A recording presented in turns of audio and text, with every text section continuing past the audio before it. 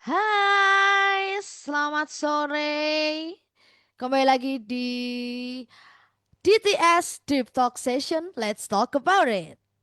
Ya mungkin pada teman-teman pada bingung ya nih. Saya sendirian hari ini tanpa partner saya yang sedang sibuk ya hari ini. Jadi kita bakalan ngobrol-ngobrolnya cuman sama aku Hastin aja. Ya nggak ding hari ini yang pasti aku nggak mungkin ngobrol sendirian ya guys. Masa aku ngobrol sendiri sama komputer sama Mac kan ya gimana ya.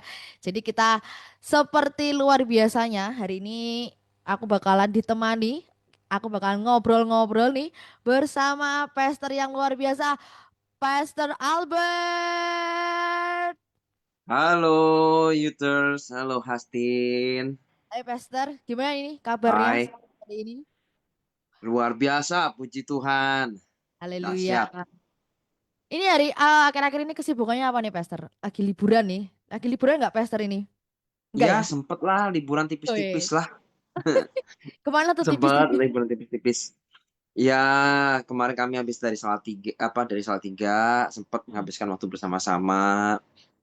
Sekaligus juga ada ibadah Padang untuk Kiro Semarang dan kami hadir sekali nemeni anak kita ya, anak kami di sana.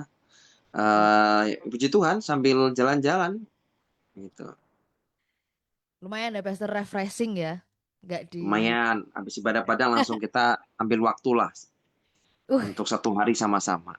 oke. Sambil kita Mm-mm. minum minum es teh ya Pastor. Betul, sekolam, air sekolam. Ada Sambil sekolah menyelam, sambil langsung. minum air sekolam. Oh Kembung. langsung. Oke, hari ini nih seperti Ya, luar biasa kita akan ngobrol-ngobrol hmm, ngobrol-ngobrol seru, ngobrol-ngobrol yang menarik. ya, Judulnya tentang Living Boldly for Christ in a Compromising World. Ya, hmm, artinya hidup kita tuh ya gitulah pokoknya kita ngalir aja ya Pastor ya. ya. Ya saya selalu ditranslatekan oleh partner saya hari ini partner saya tidak datang ya. Living boldly for Christ itu artinya bagaimana kita hidup berani dalam Kristus Hidup dari dalam di Kristus. dalam dunia yang penuh dengan kompromi. Kompromi. Sebenarnya dalam apa translatornya begitu ya. Ya betul Karena kan ya. di dunia ini kan dikit-dikit kompromi, dikit-dikit Ya, kompromi, dikit-dikit betul. kompromi. Nah, ini Betul. kompromi yang seperti apa Yes. dan boundariesnya bagaimana? Nah, kita akan ngobrol sama-sama. Betul. Yang Hmm, kompromi-kompromi ini yang mungkin sering banget dialami oleh teman-teman semuanya ya. hmm, Ada anak muda hmm. bahkan lingkungan-lingkungannya kayak gitu. Jadi Ya, seperti biasanya ya kita akan aku akan kasih beberapa pertanyaan ya Pester. Nanti kita sharing yes. berdua dari kisah kehidupan kita berdua mungkin atau Mhm. mungkin apakah ada kisah-kisah kompromi yang menarik di Alkitab. Nanti kita ulik bersama-sama. Oke? Ya, Siap. Kita langsung masuk ke pertanyaan yang pertama. Yang yes. pertama adalah apa sih sebenarnya arti living boldly for Christ? Apakah Hmm. itu berarti harus vokal terus soal iman atau ada cara lain nih buat nunjukin keberanian rohani kita? Silakan, Pastor. Ya, hidup berani dalam Kristus artinya bukan tentang bagaimana hidup kita jadi keras ya, atau apalagi jadi keras kepala, Hmm. tapi tentang menjadi teguh. Ya, Bagaimana kita memegang nilai, memegang prinsip kebenaran firman Tuhan di tengah tekanan atau di tengah kekerasan dalam dunia ini ya. Tentunya kita dalam dunia ini semakin tidak mudah. Menurutku semakin bertambahnya tahun demi tahun, aku rasa makin tidak mudah. betul. Tapi dan banyak orang melakukan kompromi-kompromi di sana dan di situ ketika dia melakukan kompromi sepertinya mulai meninggalkan kebenaran firman Tuhan. Nah, di sini living boldly for Christ itu artinya bagaimana kita hidup berani memegang prinsip-prinsip kebenaran firman Tuhan di tengah apa ya kebisingan, di tengah-tengah kerusakan. Aku pakai kata kerusakan karena emang banyak apa ya dunia ini emang udah rusak karena dosa ya. Betul. Makanya itu dosa itu berbagai macam, ya berbagai macam dosa muncul di sana. Tapi bagaimana kita bisa megang nilai kebenaran firman Tuhan? Itu disebut kita berani, ya berani berbeda. Boldness is not being rude, is being rooted. Ya, keberanian itu bukan bukan kita tuh bersikap keras, bersikap kasar, tapi bagaimana kita itu benar-benar berakar. Hmm, Nah, orang yang berakar itu ngerti persis tuh. Apa ya, kayak benih lah. Kalau benih tertanam kuat, berakar kuat, tidak mudah untuk dicabut, betul nggak sih? betul, Tidak betul. mudah untuk kita mau kompromi-kompromi untuk hal-hal yang kita tahu bahwa ini kayaknya udah menyalaan itu deh, udah menyimpang deh dari kebenaran. Mm-mm. Nah, ini aku kasih contoh konkret ya. Misalnya nih, yang teman-teman yang di sekolah misalnya. Misalnya lagi ujian atau teman-teman lagi mahasiswa. Ini mumpung lagi libur ya teman-teman ya. Ya, Nah, yang lagi mahasiswa. Nah, tahu nggak? Aku pernah ngalamin sih teman-teman. Ini pengalaman secara pribadi ya. Jadi waktu aku kuliah, pengawasnya entah sengaja maupun tidak sengaja, eh baca koran. oke. Mm-mm. Mm, Baca koran. Dan otomatis satu kelas, ya kita tahu apa yang mereka lakukan. ya betul. Kesempatan nih, kesempatan nih. Oh iya dong.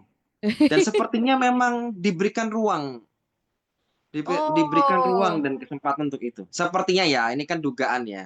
mm-mm. Dugaan saya waktu itu, masih muda. Betul. Dan saya punya pilihan. Saya mau mengikuti apa, saya mau berkompromi. Oke. Artinya apakah saya akan melakukan hal yang sama dengan mereka? Dan delalahnya bahwa ini saya lagi nggak bisa nih. Kebetulan saya lagi nggak bisa ngerjain ini. Udah belajar sih, tapi emang susah. Dan sepertinya susah. Oke. Dan finally saya berkeputusan untuk menetapkan hati untuk tidak mengambil kesempatan untuk nyontek. Wah, Susah kah? Oh susah. susah sekali pasti. Menangis kah? Oh ya menangis. Hasilnya juga meringis soal. Hasil ujiannya, Master. Hasilnya juga meringis. Tapi by the way itulah integrity. Itulah integritas. Itulah bagaimana kita berani untuk hidup berbeda. Mungkin teman-teman yang berkata, ih bodoh banget sih ini orang ini. Kamu tuh kayaknya punya loh kesempatan untuk melakukan hal seperti itu. Kamu bisa loh langsung lulus. Tapi Ya. dengan cara seperti itu ya. Tapi kembali lagi, kalau kita melakukan hal yang demikian, bukankah kita tidak ada perbedaan dengan mereka-mereka yang belum kenal Tuhan? Sebab kita kalau sudah percaya betul bahwa Yesus Kristus adalah Tuhan, dan kita hidup dalam kebenarannya, ya hiduplah dengan berani. Termasuk berani berbeda. Termasuk berani menentang arus. Contoh lagi, saya sempat apa suatu kali nih ada seseorang teman yang dipercaya untuk jadi seorang manajer. Dia manajer marketing. Eh, Dia tanya suatu kali, Pastor, ini kan dia kan biasa ya kalau ketemu klien, biasanya memang entertain dan lain sebagainya. Nah, ini kan mudah-mudahan nih contoh-contoh yang relate ya teman-teman ya. Terus dia tanya, Pastor batasannya apa? Lalu aku Nah, kasih batas-batasnya ini ya. Batasnya seperti ini, batasannya begini ya. Termasuk minum, termasuk ke tempat-tempat tertentu yang kita tahu sama-sama bahwa itu nggak boleh gitu loh, nggak hmm, oke buat kita hmm. ya. Jadi ada batasannya. Mungkin hanya mengantar atau bagaimana gitu ya. Kita udah punya batasan tertentu lah. Nah, tahu nggak hari ini orang itu, teman ini, dia dipromosi Tuhan. Uh, Aku nggak bisa sebut. oke. Sangat luar biasa. Ya, dan saya berdoa dia bisa menang ya di kejuaraan ini. Dari, Oh, iya, aku nggak bisa sebut apa itu ya. oke, oke, Master. Tapi aku tahu sejarah hidupnya, aku tahu histori hidupnya, bagaimana dia menjaga integritasnya, bagaimana dia menjaga value-nya, bagaimana dia menjaga kekudusannya, ya kan? Di dalam hubungan, ya, dia bisa lo ternyata di tengah-tengah kehidupan dunia yang sekarang begitu kerasnya, begitu tekanannya begitu besarnya, dan sepertinya mengharuskan kita melakukan kompromi-kompromi yang sepertinya ini nggak benar, tapi kita berusaha mentoleransi atau mengeneralisasi seakan-akan is okay kok nggak apa-apa kok ngerjain ini. Hmm, Padahal kita tahu ini salah, gitu loh.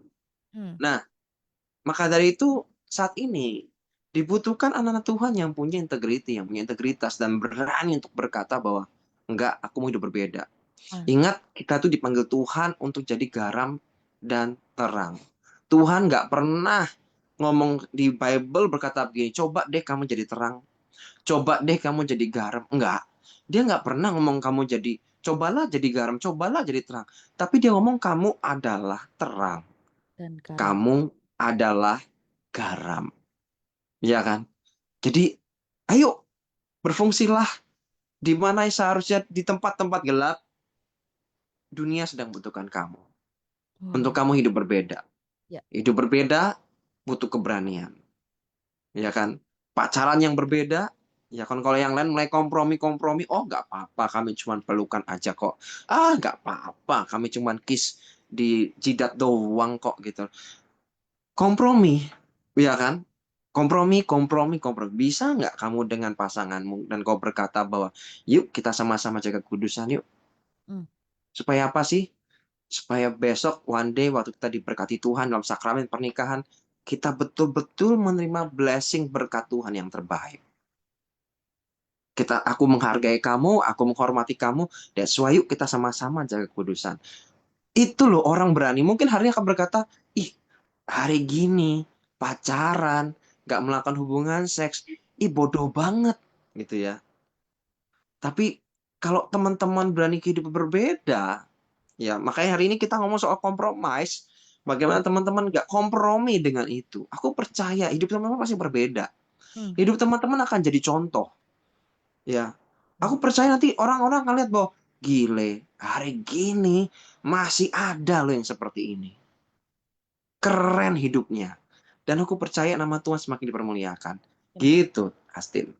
Amin, amin, amin. Benar banget. Karena akhir-akhir ini itu obrolan-obrolan tentang garam dan terang tuh memang lagi tren sih, Pastor. Karena kemarin juga Hmm, di gerejaku ada acara yang judulnya eh garam dan terang juga kayak gitu. Jadi kayak hmm, semakin apa ya, semakin harusnya tuh membukakan mata teman-teman ya, membukakan mata ya, teman-teman bahwa kita itu ya udah sudah adalah garam dan terang kayak gitu. Dan hmm, aku pasti ingat kayak misalnya kalau misalnya kita ada di lingkungan yang gelap, jadi kita kan terang ya, berarti kan kamu lampu kecil pun tetap bisa menerangi tempat yang gelap.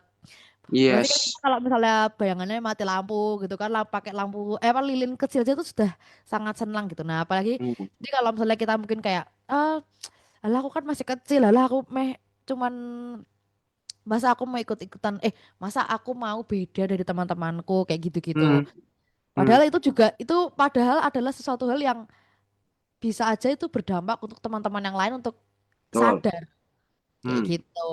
Oke, betul, next.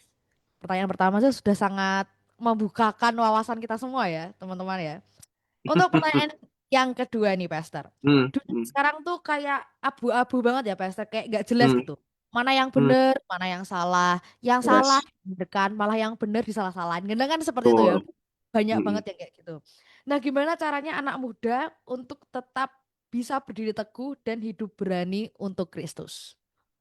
Ya, mungkin kita harus tahu dulu definisi tentang kompromi dulu kali ya. Oke. Untuk kita bisa mengerti, mendefinisikan segala sesuatunya hari ini. Kompromi itu apa sih? Kompromi itu artinya itu pelan, halus. Ah, Nggak ada kompromi itu nggak halus. Nggak ada kompromi yang kasar. Kalau ah, kasar bukan kompromi, maksa namanya, ya kan? Tapi kompromi itu pelan, dia halus. Saking mm. pelan dan halus, dia berbahaya. Ya, Waduh. karena kenapa? Karena kompromi itu seringkali nggak kelihatan dosa. Enggak kok, nggak dosa kok. Mm, mm, mm. Ya, terlihatnya normal. Ya. Nah, itu berbahaya. Hmm. Pelan, halus. Semakin dia pelan, semakin dia halus, semakin berbahaya. Contoh konkretnya lagi misalnya, ketika kamu merasa perlu menyesuaikan diri agar kamu tuh diterima, Hmm. ya. Sadar nggak kamu sedang kehilangan identitasmu dalam Kristus? Betul. Hanya untuk sebuah penerimaan dari komunitasmu, dari orang-orang sekelilingmu, lalu kamu ngikut mereka. Kamu sedang kehilangan identitasmu di dalam Kristus pastinya. Ketika kamu milih untuk diam saat melihat ketidakadilan misalnya, Hmm. karena takut kehilangan posisi, Ya. ya itu juga sama, itu juga kompromi. Jadi kompromi itu bukanlah pengkhianatan yang besar, tapi seringkali dimulai dari toleransi kecil terhadap hal yang salah. Jadi kompromi itu bukanlah pengkhianatan besar. Karena seringkali dimulai dari kita mentoleransi. Kata kuncinya adalah kita ini mentoleransi hal-hal yang kecil tapi salah. Hmm. Ya. Ingat loh ya, cara kerja setan tuh gini. Satan doesn't destroy with a bomb. He deceive with a whisper. Ya, Oh, setan tuh nggak menghancurkan kamu pakai bom kok. oh. Nggak usah. Ya, dia hanya cukup membisikkan kata-kata. Ah, ini kata-kata yang pelan, halus. Nah, namun ujungnya mau. Nah, itu. Lah, lanjut. Tadi pertanyaan adalah bagaimana kita, Astin, Bagaimana bagaimana kita eh, tetap berdiri teguh nih, tetap berdiri teguh untuk ya. berani buat Kristus. Ya, yang pertama, ya kita harus tahu dulu tadi siapa kita dalam Kristus, tahu identitasnya. Lah Hmm. kamu nggak tahu nggak identitasmu dalam Tuhan? Lah kalau Oh. kamu nggak tahu, bahwa kamu lah garam, kamu terang, ya kamu akan ikut-ikutan yang lain, kamu akan terinfluence, bukannya mempengaruhi, justru hidupmu dipengaruhi. Yang kedua, ya hidupi firman, bukan opini. Uh, Nah, ini juga penting. Bagaimana kita menghidupi firman Tuhan. Nggak cuman apal ayat, kalau cuma ngapalin ayat doang tapi nggak dihidupi ya percuma menurutku. Ya, ya. Apal sih ayatnya? Lah dihidupin nggak? Nggak. Lah ya sama aja. Ya ya, kan? ya. Tapi hidupi firman Tuhan. Dan yang ketiga, jangan andalkan kekuatan sendiri. Kita nggak mampu. Terlalu keras. Terlalu apa ya? Terlalu rusak. Sehingga kalau kita mengadakan diri sendiri, nggak akan kuat. Maka dari itu bergantunglah kepada Roh Kudus. Karena dia penolong. Dia pasti tolongin kamu. Ketika kamu berkata, Tuhan tolong aku, nggak mampu loh Tuhan. Sama ketika aku milih untuk nggak nyontek misalnya. Itu kalau nggak Roh Kudus ya berat juga itu. Oh, Tapi puji Tuhan, di keren. next semesternya aku remedi, aku ngulang. Aku berhasil gitu loh. Dengan ditolong, tapi dengan catatan ditolong Tuhan ya. Ya. Dengan Tuhan tuh melakukan mujizat. Serius. Pernah nggak teman-teman ngalamin di mana gini? Nih ya ujian nih. Kan aku bilang aku nggak ngerti ya. Tuhan aku cuma bilang Tuhan aku nggak ngerti loh Tuhan ini aku beneran mata kuliah ini aku nggak ngerti sama sekali. Terus tiba-tiba nih serius nih pengalaman pribadi ya teman-teman ya. Oke, oke. Nah terus akhirnya kayak nggak tahu aku digerakkan untuk dapat impresi, belajar dari satu apa namanya dari satu modul gitu ya. Aku cuman belajar tentang 5 nomor itu doang.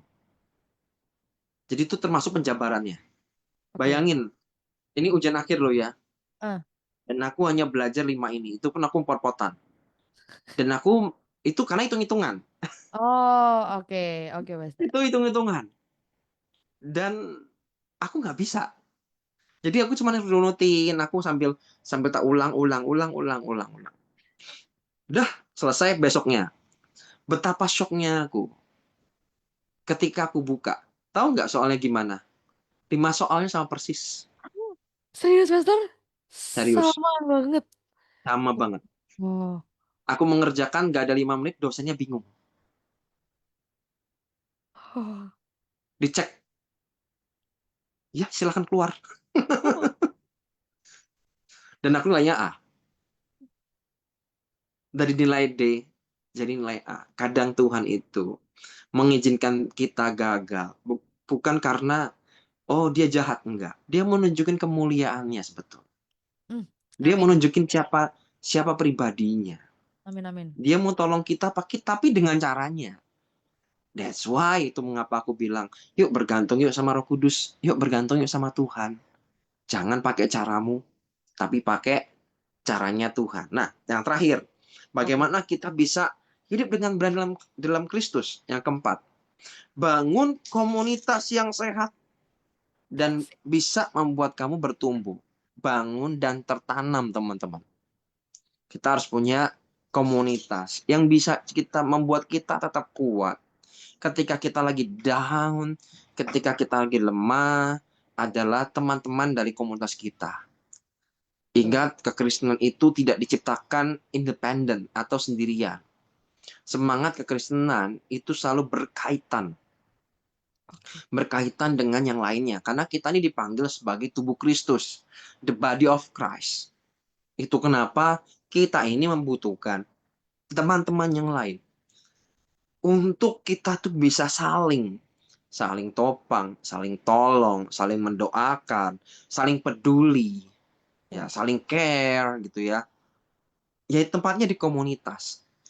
Jadi ketika teman-teman bisa cerita, bisa curhat apa yang teman-teman alami di pergumulan di sekolah, di kampus atau di pekerjaan. Dan ini orang-orang sudah menghalalkan segala cara untuk itu. Ya. Aku percaya teman-teman yang benar, komunitas yang sehat akan membawamu pada, hey yuk kembali yuk kepada firman Tuhan. Firman Tuhan ngomongnya begini loh. Nah, firman Tuhan ngomong kita harus jujur loh. Firman Tuhan ngomong kita harus excellent loh. Firman Tuhan ngomong kita harus punya integritas loh. Bukan sebaliknya. Nah itu. Jadi aku rasa 4 poin ini jadi penting sekali. Itu menurutku ya, Hmm. Astin. Oke, mantap banget. Jadi ini mungkin buat teman-teman ya, kita langsung bisa diterapkan ya. Mungkin masih ada banyak beberapa orang teman-teman nih semua yang masih takut-takut gitu ya, Pastor yang Hmm. memang biasanya hal itu terjadi, kompromi itu terjadi di saat kita eh ada pengen takut untuk ditolak. Makanya kayak aduh aku takut deh kalau aku nggak punya teman. Aduh aku takut deh kalau misalnya aku dijauhi, aku sendirian. Nah, itu udah mulai tuh ya bisik-bisikan Ya, dari betul. pemain yang baik, yang jahat-jahat Betul. itu. Betul. Coba kita perhatikan deh. Kita kompromi pada waktu kapan? Kita kompromi pada waktu kita lagi bingung. Kalau orang punya yang namanya conviction, kalau orang punya yang namanya keyakinan, Hmm, dia tidak akan melakukan kompromi-kompromi. Coba betul. deh, lihat orang-orang yang punya bisnis, bisnismen dan lain sebagainya. Eh, Mereka, kapan mereka kompromi? Ya ketika mereka mulai ragu sebetulnya. Nah, tapi ketika mereka punya conviction, atau mungkin nggak cuma di bisnismen ya, tapi juga ya. di dalam kehidupan sehari kita juga sama. Tapi kalau orang punya conviction, punya keyakinan, nggak nih bisnis ini pasti berhasil. Aku nggak akan tembak sana, aku nggak akan tembak sini. Aku akan percaya bahwa ini akan jadi gede. Aku Betul. percaya juga di Indonesia juga sama. Mm-mm. Ini akan jadi besar nih, gitu loh. Kita nggak perlu pakai cara yang aneh-aneh, pakai cara yang bener aja. Nah, yang lurus-lurus aja. Aku percaya hasilnya akan berbeda. Nah Ya. itu loh, kita harus ngerti kompromi itu terjadi pada waktu kapan. Ya pada waktu ragu, bingung, kita mulai kompromi. Pada saat mungkin kita juga fokusnya bukan ke Tuhan, fokusnya kepada diri sendiri. Nyeleweng udah. Ketika kita fokus kepada Tuhan, aku nggak percaya teman-teman akan kompromi. Hmm. Tapi ketika kita mulai fokus bagaimana mendapatkan keuntungan untuk diri kita secara pribadi, kita akan kompromi di sana. Kalau perlu nih, jatoin orang lain. Wah, Iya, itu ya. kalau perlu jelekin orang lain, kalau perlu jatoin orang lain, supaya kita apa? Supaya nama kita terangkat dan kita yang dipromosi. Itu kompromis. Kapan terjadi? Sekali lagi, ketika fokusnya bukan ke Tuhan, fokusnya kepada ke dirimu sendiri. Senternya adalah keuntungan untuk dirimu sendiri. Bukankah Bible berkata jangan mencari keuntungan, ya? Lakukan semuanya itu dengan rela hati, dengan bukan dengan terpaksa, tapi dengan rela hati. Ya, gunakan hatimu. Ya, jangan jangan melakukan hal-hal yang merugikan orang lain. Ada kata mutiara bagus ya. Yang sering kali lebih baik diam daripada kamu melakukan sesuatu dan pada akhirnya menjatuhkan orang lain ya. Jadi lebih baik kadang nggak usah jadi batu sandungan ya buat orang lain. Mari jangan kompromi, tapi fokus ke Tuhan. Aku percaya teman-teman kalau fokus ke Tuhan, teman-teman akan menghidupi kebenaran firman Tuhan. Itu aja. Wah, langsung selalu banyak ya hal-hal yang tertampar tertampar. Tapi memang bener kadang mungkin merasa seperti itu ya. Tapi Hmm. bener-bener kayak cara kita kebanyakan adalah untuk dapat banyak attention, biar kita Ya. dikenal banyak orang itu sampai Hmm. menjadikan orang tuh jadi bersentuhan tuh, waduh, kacau. Mm-mm. Kacau, kacau, kacau. Oke, kita lanjut ya, Pastor. Ini masih ada pertanyaan-pertanyaan nih. Lanjut. Ya. Oke, ini. Gimana kalau kita sudah, nah tadi kan kita supaya kita biar nggak berkompromi, biar kita tidak terjadi nih hal-hal kompromi tersebut. Tapi ini sekarang kita sudah terlanjur nih, Pastor, sudah terlanjur untuk melakukan kompromi tersebut dan sekarang jadi ngerasa malu atau bahkan sampai ngerasa nggak layak lagi untuk berdiri buat Tuhan gitu. Nah, gimana tuh caranya, Pastor? Apa kita balikinnya lagi seperti apa atau nyadarkan lagi seperti apa gitu, Pastor? Hmm. Ya, yang pertama ya, kalau teman-teman sudah terjatuh ya, ya namanya juga orang tuh bisa jatuh kok, gitu loh. Mana ada sih orang yang nggak tanpa tidak pernah berbuat kesalahan gitu ya. Mana ada sih orang sukses nggak pernah gagal, ya. Oh. Semua orang berhasil itu pasti pernah gagal. Semua orang bisa sukses pasti pernah jatuh. Ya sama juga dengan teman-teman mungkin Anda sedang terjatuh. Bagaimana kalau terjatuh? Ya bangkit lagi. Oke. Sederhana kan? Dan stop. Yang pertama gini. Yang pertama, berhenti menyalahkan diri sendiri. Nggak ada gunanya menyalahkan diri sendiri itu nggak ada gunanya. Atau hidup dalam penyesalan misalnya. Aku merasa remorse, aku menyesal.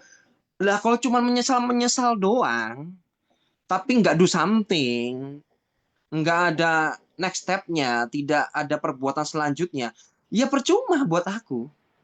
Ya, itu sih bukan pertobatan, tapi hidup dalam penyesalan. Tuhan minta kita tuh hidup dalam pertobatan, bukan hidup dalam penyesalan. Kalau cuma nyesel doang, ya udah aku nyesel, selesai. Gitu loh. Tapi kalau hidup dalam pertobatan itu nggak berakhir di situ. Dia tahu dia salah, dia tahu dia gagal, tapi bagaimana dia berani? Makanya ini juga untuk datang kepada Tuhan juga perlu keberanian. Bukankah bahwa Yesus Kristus 2000 tahun lalu sudah memberikan nyawanya untuk kita? Dengan demikian, kita ini seharusnya berani untuk menghadap tahta Bapa sebetulnya. Apa yang ditakutkan? Biasa sih kalau orang berbuat dosa kan takut ya, sungkan sebetulnya. Itu emang nature-nya begitu. Adam dan Hawa juga sama. Ya, Iya. dia langsung ngumpet, langsung bersembunyi ketika dia berbuat salah. Padahal Tuhan juga ngomongnya enak banget loh. Adam, di manakah engkau? Enak. Dia nggak menghakimi loh. Yang dia tanya adalah Adam, di mana engkau? Dia nggak nanya, Adam, kamu mau habis berbuat apa? Enggak. Yang dia cari adalah orangnya. Yang dia cari adalah pribadinya, bukan kesalahannya. Jadi, untuk teman sedang terjatuh, yang merasa gagal, yuk stop. Menghakimi dirimu sendiri. Stop hidup dalam penyesalan, tetapi hiduplah dalam pertobatan. Ya, Amin. aku percaya anugerah Tuhan itu selalu ada buat kamu. Ya, kasih dan kuasanya tidak ada punya batasan waktu. Ya, nggak ada batas waktunya. Kasih setia Tuhan, kuasa Tuhan itu nggak punya batasan waktu. Selalu setia. Oh. Dia selalu berkuasa atas hidupmu. Jadi jangan takut. Ya, itu aja kalau dari aku. Wah, wah, sangat-sangat mengena ya. Karena memang kebanyakan, bahkan dari aku pribadi pun juga pernah ngalami itu, Pastor. Kayak Hmm. Hmm. pernah jatuh, pernah melakukan kesalahan atau merasa, ya habis itu jadi benar, jadi sama kayak Adam gitu, malah ngumpet, kayak nggak mau, bahkan nggak eh misal udah terlanjur jatuh terus ada masalah Hmm. lagi aku sampai nggak berani untuk cerita ke Tuhan gitu loh, kayak Ya. aku malu, aku nggak layak untuk Hmm. ketemu Tuhan, untuk cerita ke Tuhan seperti itu gitu. Dan Hmm. ternyata ya, ya seperti tadi ya Pastor sudah jelaskan gitu, kita harusnya Hmm. hidup bukan di dalam penyesalan tapi dalam pertobatan Hmm. gitu. Mantap. Hmm. Sip, sip, sip. Oke, kita lanjut nih, Pastor. Ya, Kita akan cari, kita masuk ke contoh-contohnya juga nih, Pastor. Apa aja boleh. kompromi yang kelihatannya kecil tapi bisa jadi bahaya untuk kehidupan iman kita. Apa yang bisa kita lakukan kalau lingkungan kita yang nggak ramah ke iman? Misalnya teman yang sukanya ngebully karena kita Hmm. nggak ikut nggak ikutan jalan, terus habis itu chatting di grup pasang-pasang status-status yang nggak baik, yang nggak senonoh seperti itu, Pester. Aku kasih contoh sederhana aja sih. Contohnya apa sih? Korupsi. Wah, itu Korupsi itu itu tidak lagi. akan dimulai langsung 200 triliun atau 600 triliun. Nggak. Semua korupsi dimulai dari hal-hal yang kecil. Contohnya, korupsi waktu. Ya, siapa di sini suka korupsi waktu? Harusnya buat apa lah kamu ngapain? Kamu Ah, janjian sama orang jam 10, terus jam molor. 10 kurang 15 baru mandi, terus jam 10 ngomongnya on the way gitu ya, padahal masih dandan, masih make up, ya kan? Nah, kalau kita itu namanya masih itu sepertinya sepertinya ini kan nggak apa-apa. Ini kan Ya. cuma gini doang. Loh, terusin aja begitu. Lihat ujungnya. Aku nanti gini, lihat ujungnya. Sebetulnya gini loh, kalau kita melakukan hal seperti itu, yang dirugikan bu, satu orang lain pasti dirugikan. Tapi yang kedua, yang paling dirugikan adalah dirimu sendiri. Bagaimana orang bisa percaya sama kamu kalau kamu untuk hal yang kecil aja kamu nggak bisa dipercaya. Kalau janji jam 10, kalau misalnya aku telat nih, aku kan ngabari, sorry aku telat, aku ada di posisi di sini, kira-kira aku sekitar 5 sampai 10 menit lagi aku sampai di sana. Hmm. Jadi kalau telat pun itu ada reason yang memang alasan yang bisa dipertanggungjawabkan. Nah, bukan yang oh habis mandi tapi ngomongnya on the way gitu. Enggak. Nah, betul, betul. Tapi sesuatu yang bisa dipertanggungjawabkan bahwa ini loh aku di sini. Itu orang yang punya value. Ini orang-orang yang punya integritas Hmm, gitu loh. Nah, kalau kamu janjian sama orang, berusaha untuk kalau bisa datang duluan gitu loh. betul. Datang lebih dulu, bukan sengaja dikaret-karetin kayak seakan-akan orang penting. Malah menurutku salah sih gitu loh. Ya, menurutku salah. Iya kalau memang nggak ada memang ada kegiatan yang benar-benar membuat kamu akhirnya telat ya. Tapi Ya. kalau nggak ada apa-apa dan kamu janjian sama orang, yuk berusaha tepat waktu. Nah, itu contoh korupsi waktu.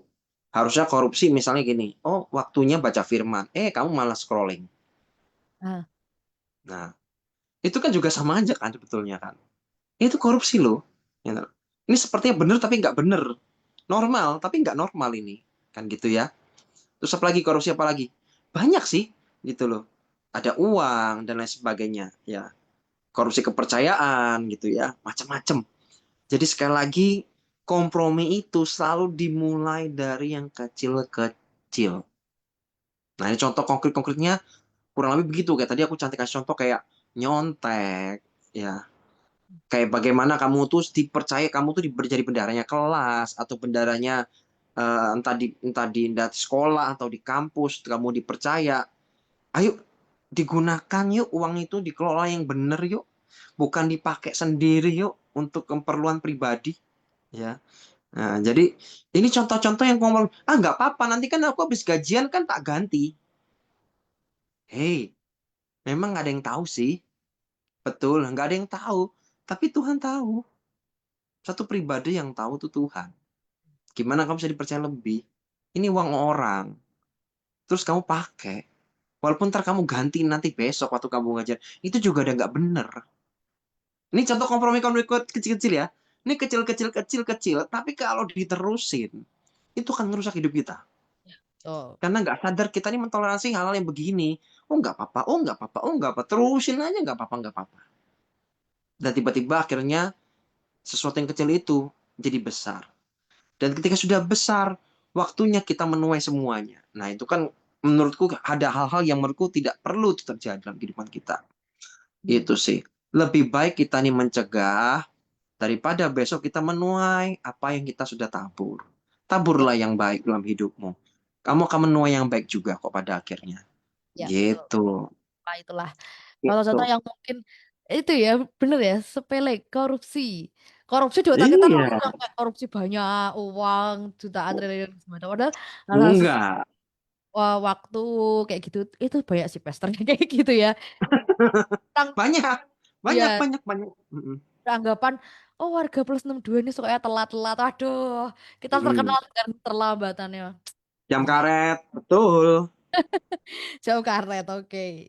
Oke, Mm-mm. kita masih ada beberapa pertanyaan nih, Pastor. Yes, lanjut. Gimana caranya nih agar kita bisa ngomong tentang Kristus dan iman eh, kita dengan gaya, bukan dengan judge atau justru ngehits dan bikin orang penasaran gitu. Jadi gimana caranya kita menceritakan tentang Kristus, tentang iman kita yang kuat, itu dengan cara yang ya yang hits, yang anak-anak muda, nggak yang harus yang Mm, kayak mm, apa terlalu baku kayak gitu, Pastor. Terus mm, karena kan mm, sering kali orang-orang pikir kalau hidup berani untuk Kristus tuh harus ribet lah, terus konfrontatif lah kayak gitu. Tapi gimana caranya mm. hidup berani tapi tetap penuh kasih dan rendah hati. Yes. Untuk Gen Z dan Gen Alpha terutama, yang kita bisa kerjakan satu hal. Lead by example. Ah, Lead by example. Memimpin dengan memberikan contoh. Contoh atau keteladanan itu akan berbicara jauh lebih kuat, jauh lebih keras daripada apa yang kamu katakan. hmm. Percayalah, contoh hidupmu itu, teladan hidupmu, value-mu, legacy-mu, itu akan berbicara jauh lebih keras daripada cuma sekedar perkataan. Banyak sih orang pinter ngomong sih banyak sih. Banyak orang pinter ngomong tentang Tuhan, Ya. tapi hidupnya tidak mencerminkan bahwa Tuhan itu adalah hidupnya. Iya sih waktu di mimbar hebat, luar biasa. Tapi ketika turun mimbar, bagaimana hidupnya? Bukankah itu jauh lebih penting? Makanya aku bilang lead by example itu adalah apa ya? Cara terbaik kita untuk bagaimana kabar baik itu atau Injil itu diberitakan. Nah, sulit. Nanti kalau mereka misal tanya, misal ada waktunya aku percaya mereka bertanya ya, teman-teman ya. Kok kamu bisa ya? Maksudnya hidupmu kok bisa seperti ini itu apa? Rahasianya itu apa? Nah, di saat mereka bertanya, aku juga pernah ngalamin itu kok. Di saat mereka bertanya, itulah kesempatan kita untuk memberikan penjelasan, explain bahwa aku sebenarnya nggak bisa melakukan ini semua. Ini semua terjadi karena satu, aku percaya Yesus, dia sudah mati buat aku, dia sudah mengorbankan seluruh hidupnya, dan saat ini dia tinggal di dalam aku, dan aku dalam dia. Sehingga perkataanku, perilakuku, perbuatanku sekarang mencerminkan apa yang ada di dalamku. Nah, itu saatnya kita berbicara tentang Kristus. Nah, disitulah kita bisa ajak dia, mau nggak aku doakan? Mau nggak kamu percaya sama Yesus? Gitu ya. Kalau dia bisa ubah hidupku, aku juga percaya Yesus yang sama juga bisa ubah hidupmu loh. Nah, itu. Mm. Jadi, kesempatan kita pasti bakal ada pada akhirnya gitu ya. Karena aku juga pernah ngalamin orang pada waktunya bingung, why? Kok bisa gitu loh. Apa yang membuatmu seperti ini? Nah, di situ aku bisa menceritakan tentang Yesus ya. Nah, kayak gitu sih. Gitu, Hmm. Astin. Wah, Sama kayak bener-bener. teman Iya, sama kayak teman-temanku misalnya waktu aku ini kan lahir besar di Lampung ya. Ketika aku pulang ke Lampung, teman-temanku kan juga ya banyak juga yang mereka yang belum percaya Yesus. Oke. Ketika mereka penasaran dengan hidupku, why Albert bisa jadi pendeta? Why Albert bisa jadi pastor? Mereka adalah orang yang ngerti sejarah hidupku seperti apa dulunya. Hmm. Lalu mereka akan bertanya, apa yang membuatmu bisa jadi seperti sekarang ini? Dan disitulah aku bisa ngomong bahwa karena Yesus Kristus Tuhan yang mengubah hidupku. Aku bisa ngomong tentang Injil. Setelah itu, setelah mereka lihat bahwa ini orang berubah banget ini. Dulu nggak kayak gini nih, manusia ini nggak kayak gini nih manusia ini. Kenapa manusia ini berbeda? Nah, disitulah mereka akan melihat pribadi yang berbeda, pribadi yang baru. Karena kita sudah menerima kelahiran baru kan dalam Yesus. Berarti kita sudah meninggalkan pola-pola lama, hidup kita yang lama. Nah, makanya please, untuk teman-teman, jangan pakai alasan gini. Kenapa nggak mau berubah? Karena inilah aku. Wah, ada ngomong inilah aku ya repot. Berarti Waduh, susah untuk berubah. ya. Aku emang kayak gini. Wah, ya udah repot kalau udah begitu ya. Aku udah emang kayak gini. Inilah aku dan gak mau berubah. Padahal Yesus sudah mati dan memberikan kepadamu kehidupan yang baru. Ya itu. Waduh, itu Gitu, Atin. kadang kalau misalnya kita melakukan sesuatu, mungkin kita berusaha untuk m- terlihat baik gitu. Kayaknya, Hmm. oh kemarin firmannya apa harus seperti ini, oke berarti aku melakukan Hmm. ini. Oh dilihat orang, tapi bukan bawa Tuhan, tapi ya karena, yalah jelas aku kan, wah itu sudah salah ya, itu sudah melenceng. Ya, betul. Baik gitu. Betul, kita kalau di mimbar dipuji orang, wah tadi firmannya memberkati sekali dan sebagainya. Ya kita glory to God, maksudnya to God be the glory ya, segala semuanya bagi nama Tuhan. Betul. Karena kan ketika di mimbar, kita diurapi, dan Tuhan bekerja di dalam kita. Jadi kita nggak perlu ngaku-ngaku bahwa ini saya loh, gitu loh. Ya. Nggak perlu, itu sih nggak perlu banget sih, itu nggak perlu banget. Karena kemuliaan bagi dia, bukan kemuliaan bagi dua. Beda ya. Dia Waduh. dan dua adalah dia dan dua itu dua hal yang berbeda. Kemuliaan bagi dia, bukan kemuliaan bagi dua. Nggak akan Oh, kuat. Karena kemuliaan itu artinya dalam bahasa aslinya itu kabot atau beban. Ya. Jadi kalau kita tuh membayangkan ada beban, belum tentu kita kuat nerimanya. Jadi udahlah, segala glory, segala kemuliaannya bagi nama Tuhan. Jadi nggak usah kita angkat-angkat itu ya. Nah itu aja. wah, quotes of the day. Mantap, mantap, Pastor. Oke, lanjut ya, Pastor ya. Masih ada pertanyaan Ya, nih. Apa ya. yang harus kita lakukan secara praktis supaya nggak gampang goyah? Terus bahkan ketika kita lagi sendirian dalam iman, kita gimana sih ini? Bahkan ketika kita sendirian dal, bahkan ketika kita sendirian dalam iman kita di lingkungan sekitar kita. Jadi ya gimana cara kita tuh gak gue. Tadi kita tuh sudah belajar gimana kalau kita udah terlanjur Hmm, jatuh, bagaimana cara kita untuk hmm, gak ngikuti kompromi tersebut. Nah, tadi kan kita sudah ada tips and triknya. Sekarang gimana untuk kita mempertahankan itu gitu, Pastor? hmm. Ya itu tadi, aku percaya teman-teman kalau punya hubungan dengan Tuhan, itu kenapa kita harus bangun hubungan dengan Tuhan. Ya, karena kalau kita sekali lagi, kalau kita fokusnya kepada Tuhan, maka kita tidak akan melakukan kompromi-kompromi. Yang apalagi menyimpang dari kebenaran firman Tuhan. Itu pasti. Ya, itu prinsip. Dan yang kedua, jangan sendirian. Nggak kuat, nggak kuat. Ya, ayo berkomunitaslah. Gitu ya. Punya komunitas. Baik, oh Pester, ini aku nggak bisa onsite. Ya ikutlah komunitas yang online misalnya. Apapun lah, whatever yang bisa membuat kamu tuh bertumbuh, yang bisa membuat kamu tetap kuat. Walaupun mungkin kanan kiri mulai menawarkan sesuatu yang tampaknya nikmat. Nikmatnya saat tapi ya. Nah, nikmat tapi sesaat. Ya kamu akan dikuatkan di sana. Kamu akan di-encourage di sana. Kamu akan di-empowering di sana gitu, dan kamu akan ngerti bahwa kamu nggak sendirian kok gitu loh. Ini loh, ada orang-orang juga mengalami hal-hal yang sama kayak kamu gitu ya. Contohnya lagi misalnya ini toko Bible misalnya, Oke. toko Bible. Nah ini kau kasih contohnya toko Bible deh. Contohnya misalnya nih Daniel, ya, bagaimana dia berdiri teguh di istana Babel, bukan karena dia cari spotlight atau nyari posisi jabatan, tuh bukan ya teman-teman ya.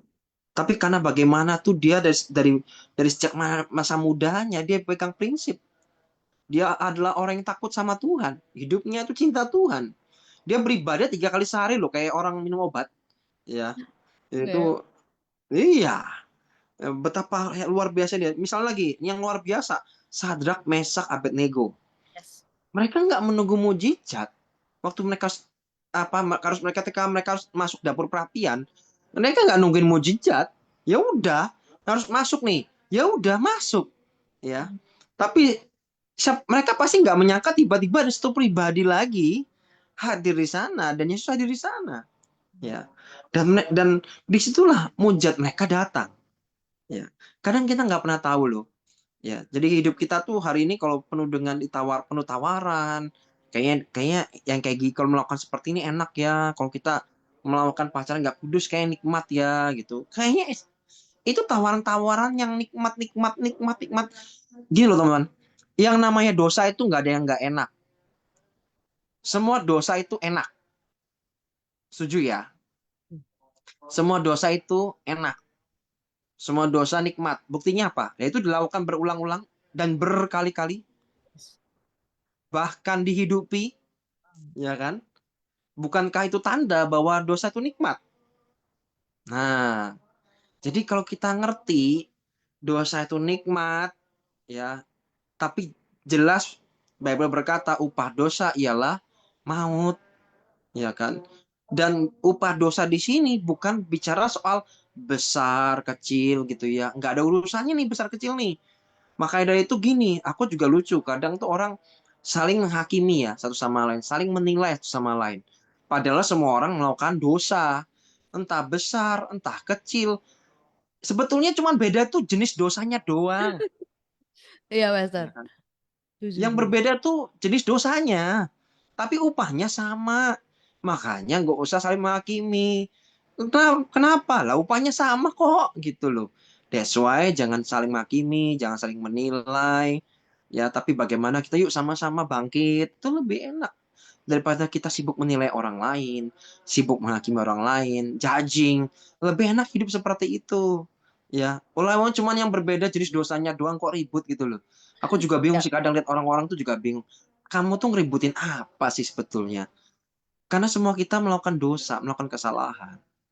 Tapi kita bersyukur ada Tuhan Yesus yang sudah mengampuni kita dan nebus dosa-dosa kita. Itu good news buat kita. Dan hiduplah dalam pertobatan. Ya, itu Hastin. oke.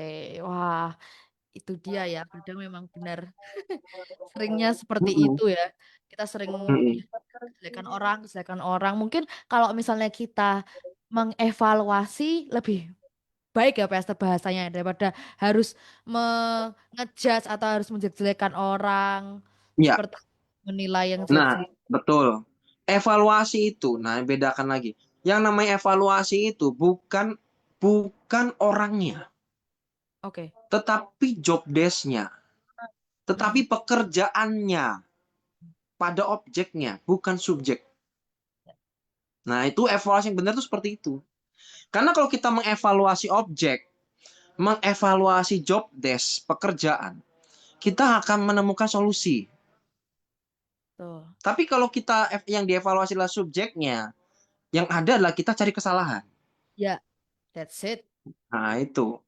Kalau nyari kesalahan, lah terus apakah ini sehat? Membuatnya tambah baik? Kan belum tentu jadi tambah baik. Betul. Yang dievaluasi, apalagi dalam pelayanan ya, Ya, aku sering ingetin sih, yang dievaluasi bukan orang, tetapi pekerjaannya, tapi pelayanannya, tetapi apa namanya job desk-nya. Ya, jadi itu yang dievaluasi, bukan orang, ya, bukan cari kesalahan orangnya. ya. Karena nggak akan temukan solusi apa-apa, ntar. Gitu. Oke, itu dia tadi obrolan-obrolan kita yang sangat itu ya, membukakan mata sekali ya.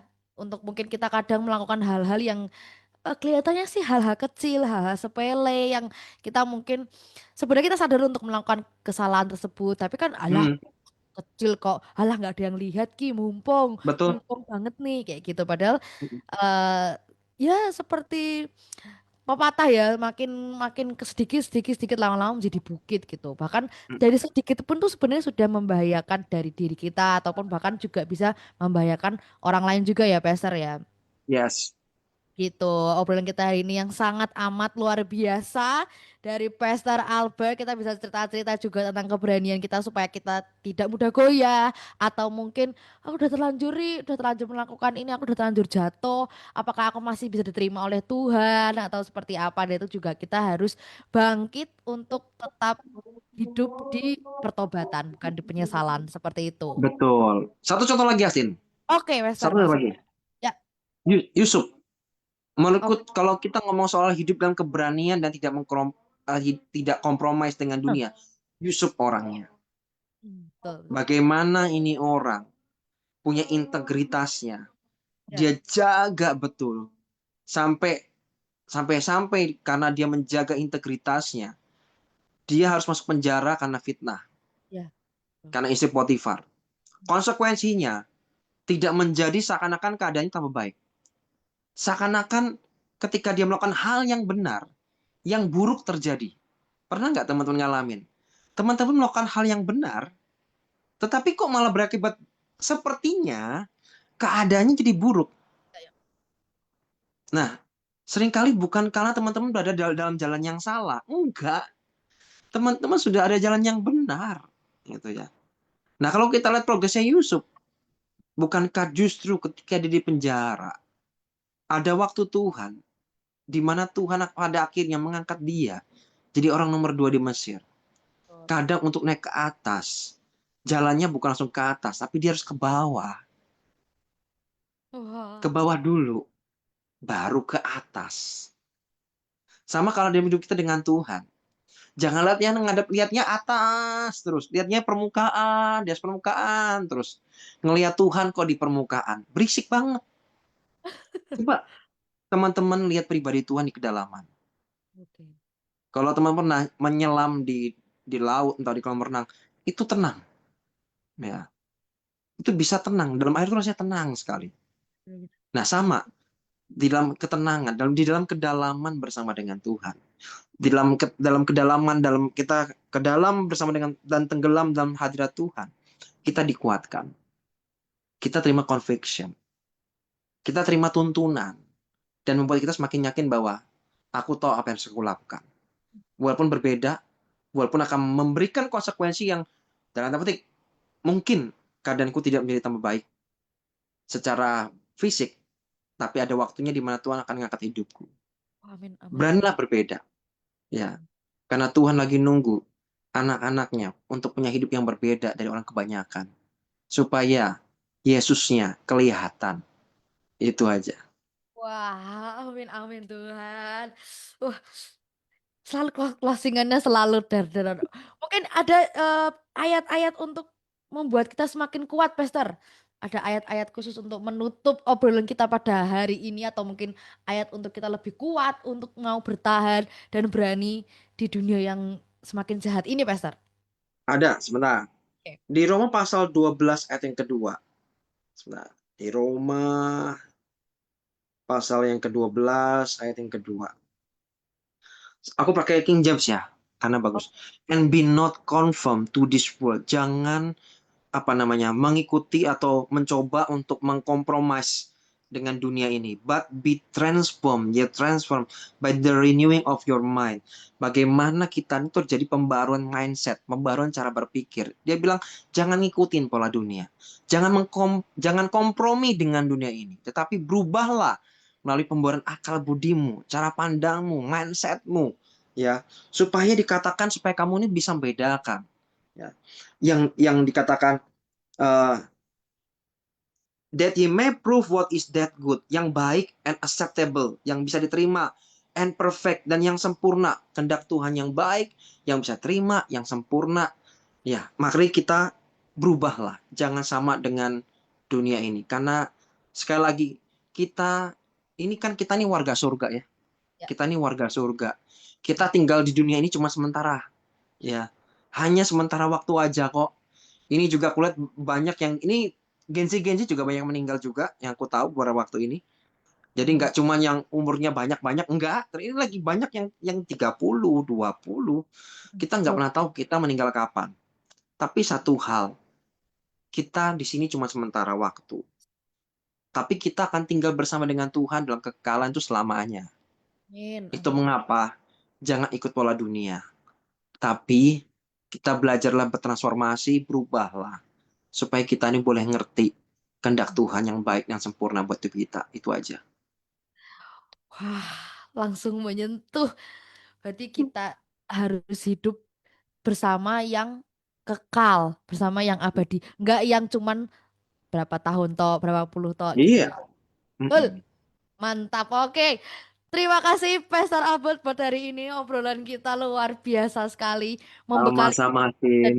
semoga membekali semua teman-teman Yudas yang ada di sini terus terberkati Pastor dan diberkati terus menjadi berkat juga dimanapun apapun yang Amin. sedang Pastor usahakan diberkati keluarganya juga dimanapun Pastor berada. Terima kasih Pastor Albert. Terima kasih juga untuk teman-teman Thank you, semua Astin.